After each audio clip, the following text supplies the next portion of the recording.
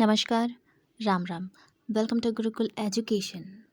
आज हम B honours last semester 6 semester के अस्मिता चैप्टर को पढ़ने वाले हैं। अस्मिता क्या है? यह एक मुख्य टॉपिक है हमारे लास्ट सेमेस्टर में। आज हम उसे पढ़ेंगे। आप इससे पहले हम डिस्कशन को आगे बढ़ाएं, चैनल को सब्सक्राइब कर लीजिए ताकि नोटिफिकेशन मिलता रहे और साथ ही लाइक शेयर करते रहें ताकि वे भी इस टॉपिक को अच्छे से समझ सकें। आज की चर्चा में हम शुरुआत करते हैं। साहित्य में अस्मिता का क्या योगदान है, अस्मिता का क्या अर्थ होता है, उसका स्वरूप क्या होता है, इन सभी प्रश्नों को आज हम देखते चलेंगे। तो शुरू करते हैं। अस्मिता होता क्या है? अस्मिता को हम साधारण भाषा और सरल भाषा में कहें तो अस्मिता एक पहचान है।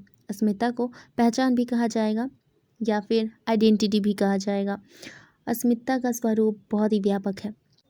तो क्या अस्तित्व केवल मनुष्यों की ही होती है, समुदाय विशेष समाज की ही होती है? ऐसा नहीं है।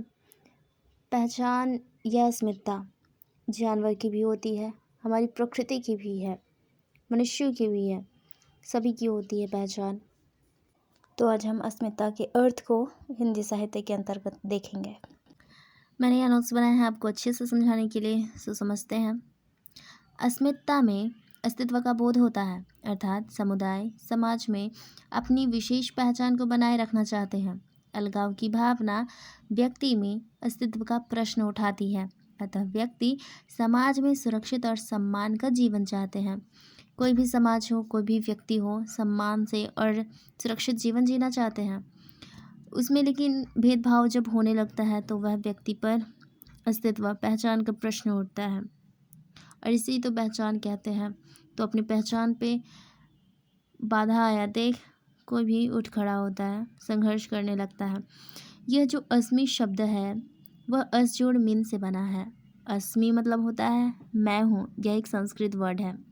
अस्मि की भाववाचक संज्ञा ही अस्मिता कहलाती है। इस शब्द का अर्थ स्वत्व होता है।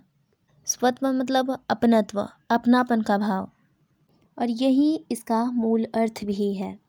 यह एक ऐसा दायरा है जिसके तहत व्यक्ति और समुदाय यह बताते हैं कि वे खुद को क्या समझते हैं, उनकी पहचान क्या है समाज में। इसका दायरा तो बहुत बड़ा है। अस्मिता का दायरा बौद्धिक, ऐतिहासिक और मनोवैज्ञानिक संरचना तक फैला हुआ है।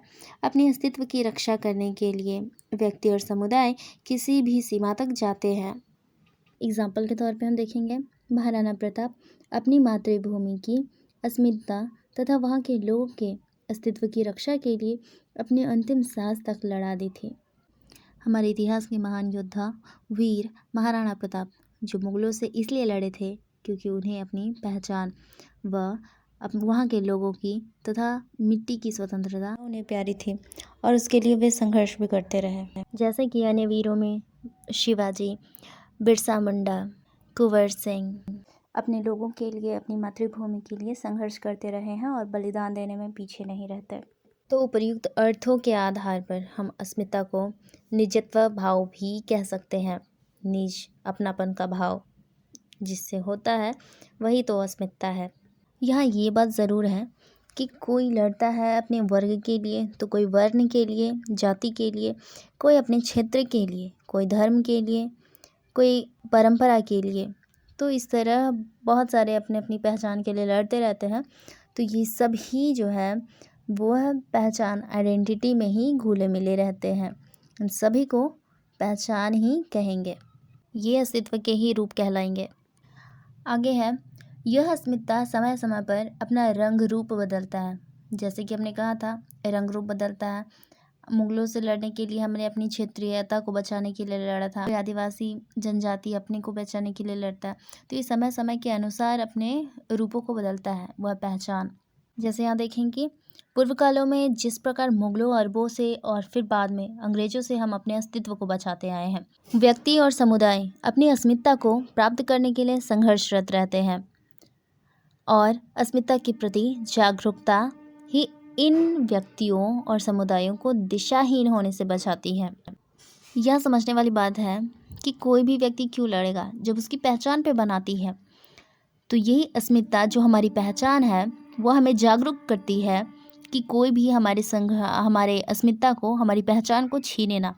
हम अपने अधिकार के लिए, यही अस्मिता हमें दिशाहीन होने से रोकती है, अपने अस्मिता को बचाने के लिए जागरूक रखती है। राजेंद्र यादव इस स्थिति का विवेचन इस प्रकार करते हैं। अब इस आइडेंटिटी नाम के तत्व ने अजब संकट खड़ा कर दिया है। अस्मिता जितनी मेरी है उतनी ही मेरे परिवेश और परंपरा की भी है।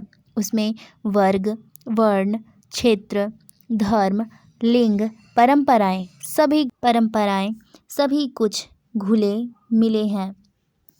इस तरह आधुनिक समय में अस्मिता की अवधारणा विस्तृत रूप से जोर पकड़ लिया है। हम इनके कथन को समझने का प्रयास करेंगे। वो बोल रहे हैं कि अब इस आइडेंटिटी नामक के तत्व जो हमारी पहचान है, उसने अजब संकट खड़ा कर दिया है। अस्मिता जितनी मेरी है उतनी ही मेरी परिवेश की है और परंपरा की भी है। यहाँ वो कहना चाहते हैं कि एक व्यक्ति है, उसका धर्म, उसका क्षेत्र, उसका वर्ण, क्या जाति है, वह किस वर्ग का है, वह किस लिंग का है, वह किस परंपरा का है, ये सभी बातें उस व्यक्ति से जुड़ी हैं, तो उसकी पहचान भी बहुत सारे वर्गों में बँट जाता है। आज आधुनिक युग में अस्मिता की अवधारणा एक छोटा रूप में नहीं है, इसका विस्तृत रूप है, बहुत बड़ा रूप दिखा जा सकता है। आगे देखें, स्वतंत्रता के बाद अस्मिता विचारधारा नहीं है, अपितु आंदोलन बन गया है। यह एक व्यक्ति की या किसी एक की विचारधारा नहीं है, विचार नहीं है, यह तो सभी अब आंदोलन के रूप में इसे ले लिए हैं।